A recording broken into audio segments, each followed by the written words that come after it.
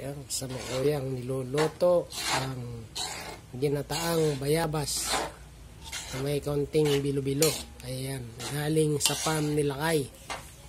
Ayan.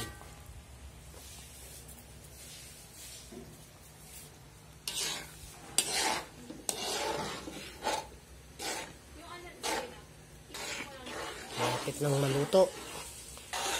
Napakasarap minatamis mamaya-maya ito.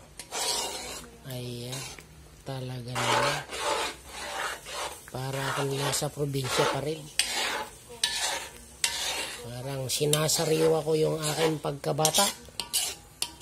Pagka noon ay nagluluto yung aking mga apong, lagi na akong nakaabang. Ayan. Ngayon, ako na mismo nagluluto. Ayan. At ang nag-aabang naman nito ay yung aking bunso. Ayan.